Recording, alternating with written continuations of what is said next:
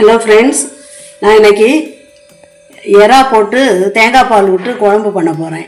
அது எப்படி செய்யலான்னு பார்ப்போம். வெங்காயம், தக்காளி, இஞ்சி, பூண்டு, கருவேப்பிலை, மஞ்சத்தூள், மிளகாத்தூள், கரம் மசாலா பொடி, தேங்காய் பால். வாங்க வீடியோக்குள்ளே போகலாம். கேஸ் பற்ற வச்சு கடாய் சூடாகிடுச்சு. எண்ணெய் ஊற்றிக்கிடலாம்.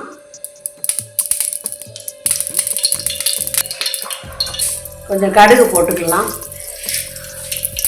2 சீரகம் போட்டுக்கலாம். கொஞ்சம் வெங்காயம்,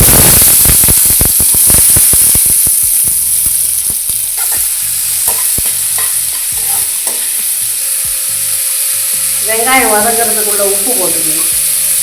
மஞ்சள் தூள் போட்டுக்கலாம்.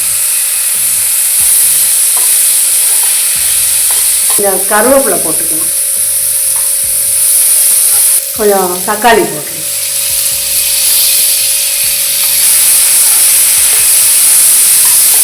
கொஞ்சம் மிளகாத்தூள் போட்டுக்கிடுங்க. ஒரு 2 ஸ்பூன் மல்லித்தூள் போட்டுக்கிடுங்க. ஒரு 1/2 ஸ்பூன் கரம் மசாலாவும் போட்டுக்கிடுங்க.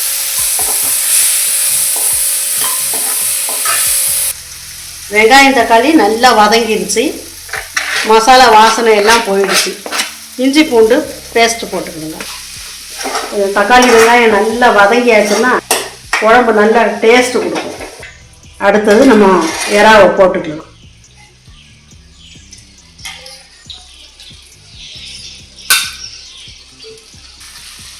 வெங்காயம் வதக்க உப்பு போட்டோம். இப்போ எறாவுக்கு கொஞ்சம் உப்பு போட்டுக்கலாம்.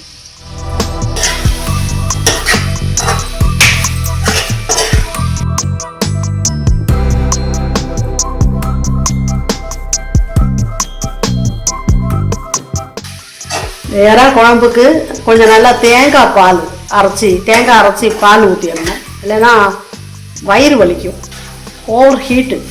இப்போ தேங்காய் பால் ஊற்றுனீங்கன்னா ஒன்றும் பண்ணாது. டேஸ்ட்டும் சூப்பராக இருக்கும், உடம்புக்கும் ஒரு பிரச்சனையும் வரும். கொத்தமல்லி இலை, நிறைய கருவேப்பிலை போட்டு தேங்காய் பால் நல்லா நைஸாக அரைச்சி பால் எடுத்து வச்சு ஊற்றுறேன்.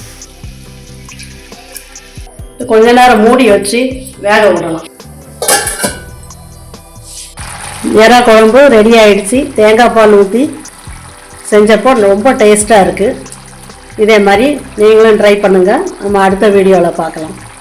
தேங்க்யூ.